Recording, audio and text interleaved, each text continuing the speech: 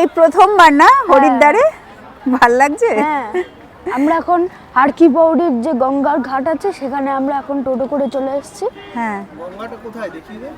ওই তো ওইদিকে।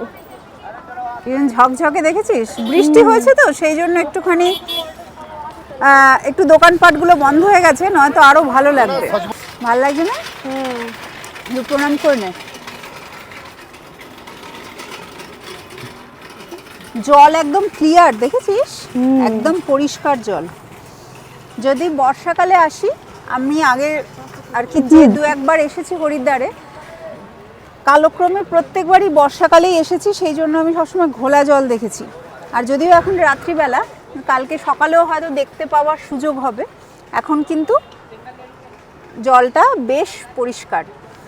আর সবসময় আর কি হরিদ্বার যারা ভক্ত তাদের তো খুবই ভালো লাগে। আর আমরা যারা এমনি প্রকৃতিপ্রেমী তারা বিভিন্ন জায়গায় যাবার আগে হরিদ্বার হয়ে যেতে হয়। তো এই ভিডিওটাতে, এই পর্বে আমরা হরিদ্বারে টুকটাক যা ঘোরাঘুরি করব সেটা দেখাবো। আর আগের পর্বটা অবশ্যই দেখবেন। আগের পর্বে দেখিয়েছি যে কিভাবে আমরা ট্রেনে এলাম হরিদ্বার পর্যন্ত। তো আসুন ঘোরাঘুরি, খাওয়া দাওয়া যা যা হয় দেখাতে থাকি। আমি ওয়াইল্ড ইন্ডিয়া ট্রাভেলসের ঐন্দ্রিলা, সুপ্রতিম আর আমাদের পুত্র ঐশিক তিনজনে মিলে দারুণ আনন্দ করতে করতে চলে এসেছি হরিদ্বার। স্টেশনের থেকে মিনিট 5-এর দূরত্বে জাসারাম রোডে একটা হোটেলে এসে উঠেছি। তবে স্টেশন থেকে কাছে হলেও টোটো করেই কিন্তু আসতে হবে, তাছাড়া সাথে লাগেজও ছিল। এই এলাকায় সারি সারি অনেক হোটেল। আমাদের ডাবল বেডরুমের ভাড়া পড়েছিল 1100 টাকা। রুমের সাইজ বেশ ছোট, তবে পরিষ্কার পরিচ্ছন্ন। একা মানুষের জন্য উপযুক্ত, কিন্তু পরিবার নিয়ে থাকার জন্য একটু ছোট মনে হয়েছে।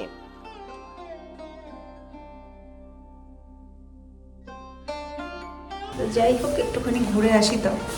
তখন হালকা হালকা বৃষ্টি শুরু হয়েছে। কাল রাত থেকেই আকাশের মুখ ভার। ট্রেনে আসতে আসতেও আমরা বৃষ্টি পেয়েছি। হালকা বৃষ্টির মধ্যেই রেনকোট পরে আমরা চললাম হারকি পৌড়ির দিকে।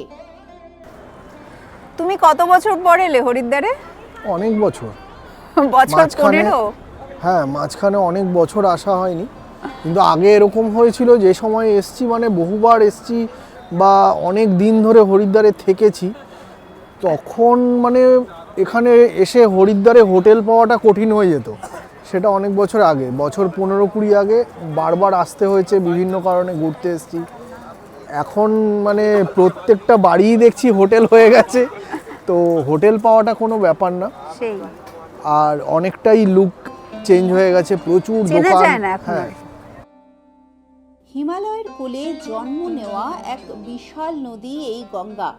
শত শত কিলোমিটার পথ পাড়ি দিয়ে যেখানে প্রথমবার সমতলে পা রাখে, সেই জায়গার নামই হরিদ্বার। এটা শুধু একটা শহর নয়, এটা একটা পরিবর্তনের গল্প। পাহাড় থেকে সমতলে, বন্য স্রোত থেকে নিয়ন্ত্রিত প্রবাহে। হরিদ্বার অবস্থিত শিবালিক পর্বতমালার পাদদেশে। এখানেই হিমালয়ের শেষ ঢাল শেষ হয়ে শুরু হয় বিশাল গঙ্গার সমতল ভূমি। গঙ্গা নদী এখানে এসে তার চরিত্র বদল করে ফেলে। পাহাড়ি তীব্র স্রোত ধীরে ধীরে হয়ে ওঠে প্রশস্ত এবং শান্ত। এই পরিবর্তনের কারণ ঢালের হঠাৎ কমে যাওয়া এবং নদীর গতির হ্রাস। হারকি পৌড়ি হরিদ্বারের সবচেয়ে পরিচিত ঘাট। এটা কিন্তু শুধু একটা ধর্মীয় স্থান নয়, এটা মানুষের সাথে নদীর সম্পর্কের এক জীবন্ত উদাহরণ। এখানে নদীর প্রবাহকে নিয়ন্ত্রণ করে ঘাট তৈরি করা হয়েছে, যাতে মানুষ নিরাপদে নদীর কাছে যেতে পারে, স্নান করতে পারেন। ড্রামগুলো কি বলতো, এই ড্রামের মধ্যে তোর গঙ্গার জল ভরে ভরে বিক্রি হয়। এটা পুজো হবে না? এই যে দেখ, এই যে এগুলো সব ভাষায় পুজোর সামগ্রী। এগুলোকে সব গঙ্গার জলে ওই মোমবাতি দিয়ে আরতি যখন হবে, এ মা, এই এগুলোকে দিকটা সব দেখ, ভাসাবে। এই দিকটা দেখ কিরকম গার্বেজ হয়ে গেছে রে। এ মা, এত গার্বেজ! হ্যাঁ। আমি তো এইখানে গার্বেজ হয়ে মানে সেখানে উঁচু হয়ে গেছে। কুকুর দৌড়চ্ছে, আমি এত গার্বেজ দেখিনি বাবা। ভাবো কি গার্বেজটা হয়েছে। হ্যাঁ, তো সেই যমুনা যেরকম অবস্থা হয়েছে সেই রকম। হুম। ওদিকটা ঠিক আছে এখন, কিন্তু আমার মনে হয় লোকে এখানে তো স্নানও করতে পারবে না তাহলে। না, এত নোংরার মধ্যে কি করে চান করবে? লোকজন এই যে নোংরা কুড়াচ্ছে। এত নোংরা! হুম। এ বাবা, আমি তো কতদিন বাদে এই এরিয়াটাতে এলাম। আমি ওইখান দিয়ে দেখেছি, ওই ওই হ্যাঁ, ওখান পাশটা দিয়ে দিয়ে, আমিও দেখেছি। বা এই জায়গাটা আরো দিয়ে এগিয়ে দেখেছি। গিয়ে ওই পাশটায় হচ্ছে হরকি পৌড়ি। হ্যাঁ, ওই দিকটা ওই যে, আরো হ্যাঁ এগোতে হবে। ওই দিকটা থেকে দেখেছি, এই দিকটায় হ্যাঁ। আমি আসিনি। এই যে হ্যাঁ টাওয়ারের মতন তার উল্টো দিক দিয়ে হ্যাঁ, আর কি ওই দিকটা সবসময়। হচ্ছে ওই হরকি পৌড়ি। হ্যাঁ, ওখানটা আমি তাই ভাবছি, অবাক হয়ে গেছি যে এত মানে এদিকটাতে তো ওখান আমি থেকে যা আসিনি। ফেলে ওগুলো এখানে এসে এ সব পাশে আটকে এসে থাকে। আটকে থাকে।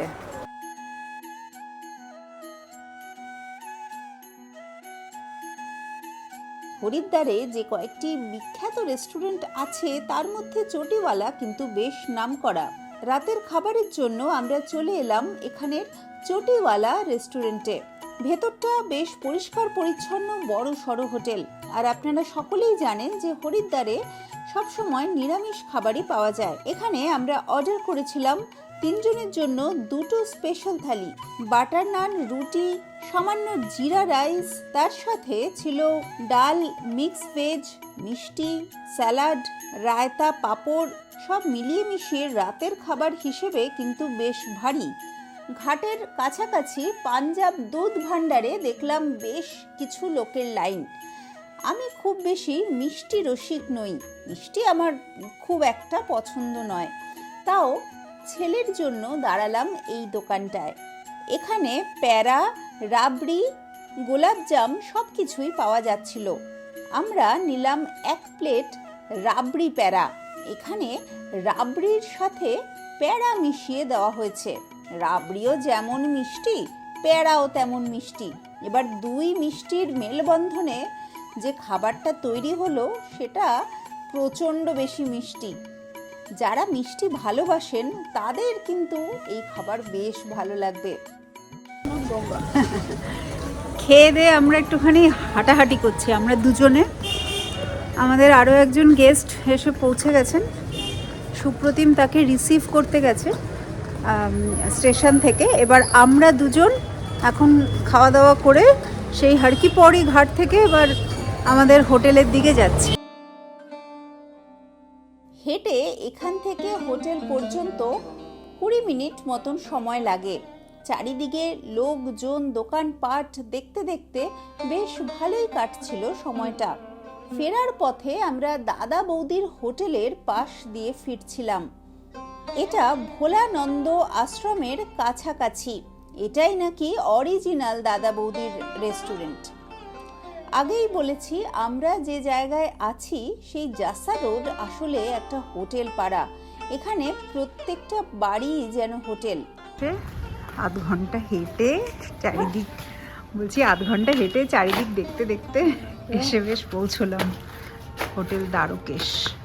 চল, আমাদের তো একতলাতেই, গ্রাউন্ড ফ্লোরে যা, ঢুকে পড়।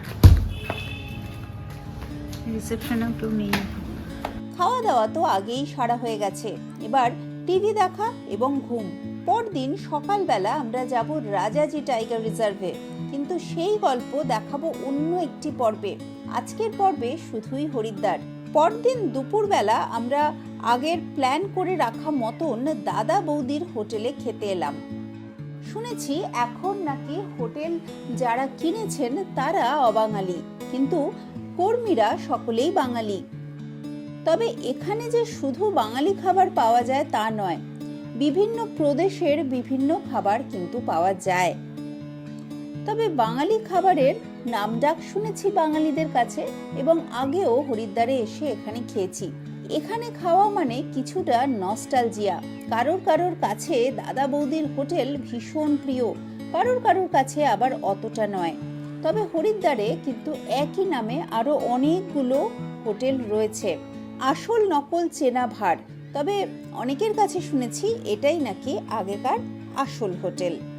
আপনারা নিশ্চয়ই অনেকেই বহুবার হরিদ্বার গেছেন, আর এই থালিটা বেশ ভালোই তারা চেনেন। আমি আর আলাদা করে বলছি না কি কি রয়েছে এখানে। হ্যাঁ, ডাল, আলু পোস্ত, পটলের তরকারি, ইঁচড়, আলু ভাজা, বেগুন ভাজা, উচ্ছে ভাজা, মিষ্টি, এইসব তো রয়েছে, দেখাই যাচ্ছে। আপনারা জানান যে এই হোটেলে আগে আপনারা খেয়েছেন কিনা, খেলে তার স্বাদ কেমন লেগেছে। সন্ধেবেলা আবার আমরা হরিদ্বারে হর কি পৌড়ির ঘাটের কাছে চলে এসেছি। তবে হর কি পৌড়ির যে আরতি সেটা সন্ধে 6টা থেকে 6:30টার মধ্যে হয়।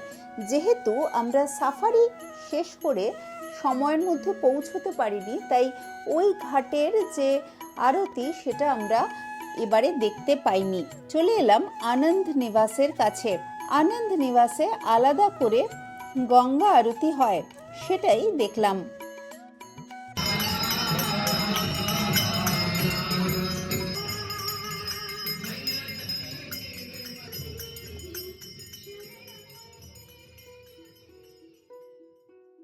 প্রতিদিন সন্ধ্যায় এখানে আলো আর আগুনের এক অপূর্ব খেলা দেখা যায়, যা নদীর জলের ওপর প্রতিফলিত হয়ে এক অন্য রকমের পরিবেশ তৈরি করে।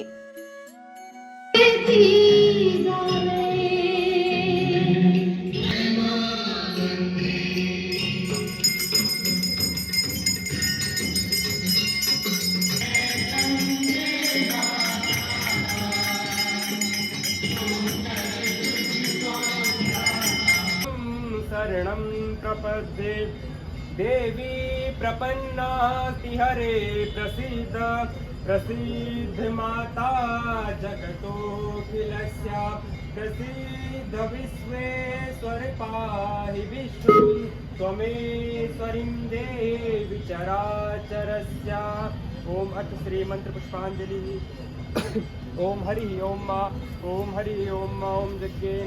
শত শত মানুষ শ্রদ্ধাপূর্ণ হৃদয়ে একই সঙ্গে এই মুহূর্তের সাক্ষী থাকেন, আর নদীর স্রোতের সঙ্গে ভেসে চলে ছোট ছোট প্রদীপ, যেন এই অভিজ্ঞতাকে আরও জীবন্ত করে তোলে।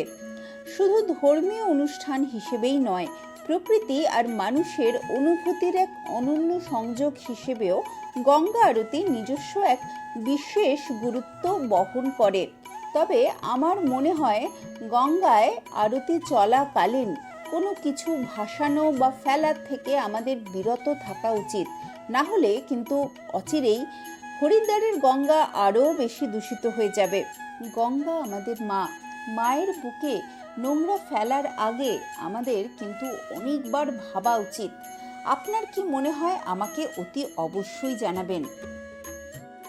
গঙ্গা আরতি দেখা হলে আমরা গেলাম আনন্দ নিবাসের ঠিক উল্টো দিকে শ্রী পশুপতিনাথ মহাদেব মন্দিরে।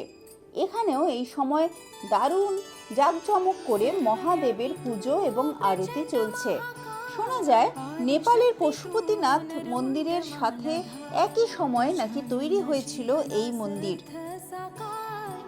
সরু একটি সিঁড়ি দিয়ে ওপরে উঠলাম, তারপরে জুতো ছেড়ে ঢুকলাম মূল মন্দির প্রাঙ্গণে। এখানে তখন ধূপ, প্রদীপ, মন্ত্র সব মিলিয়ে মিশিয়ে একটা দারুণ পরিবেশ।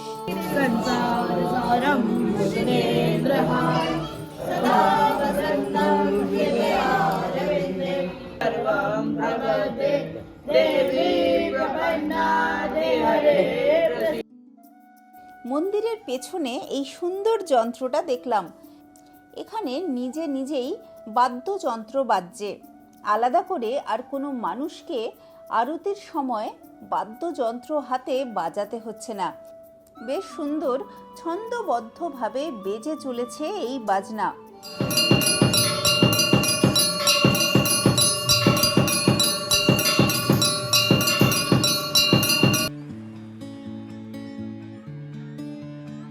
এরপরে আবার রাতের খাবার পালা।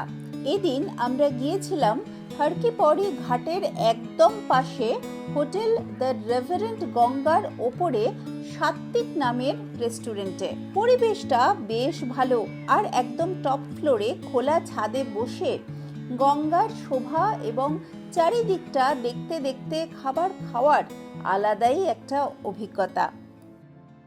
त्वमेव माता च पिता त्वमेव सखा त्वमेव त्वमेव विद्या द्रविणं त्वमेव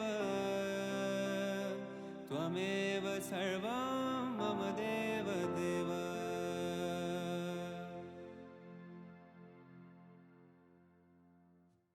এখানে আমরা নিয়েছিলাম সাত্ত্বিক থালি, পাঞ্জাবি থালি ইত্যাদি। আর আমাদের টেবিলে আরো অনেককে আপনারা দেখতে পাচ্ছেন, এরা সকলেই আমাদের অতিথি। আপনাদের মতনই আমাদের এক্সটেন্ডেড ফ্যামিলির সদস্য, যারা আমাদের সাথে ঘুরতে এসেছেন উত্তরাখণ্ডের বিভিন্ন জায়গায়। এর মধ্যে আমরা কভার করব চোপতা, সারি, মুক্কুমঠ, কার্তিক স্বামী ইত্যাদি বেশ কিছু জায়গা। আগামী অনেকগুলো পর্ব জুড়ে এই গল্পগুলোই আপনাদের দেখাবো। আজকের পর্ব কেমন লাগলো সেটা আমাদের অবশ্যই কমেন্টে জানান। আমাদের এই ছোট ছোট ঘোড়ার গল্পগুলি পড়ার জন্য আবার ভুল করে দিলাম। যদি ভালো লাগে তাহলে আমাদের লাইক করুন এবং সাবস্ক্রাইব করুন এবং শেয়ার করতে ভুলবেন না।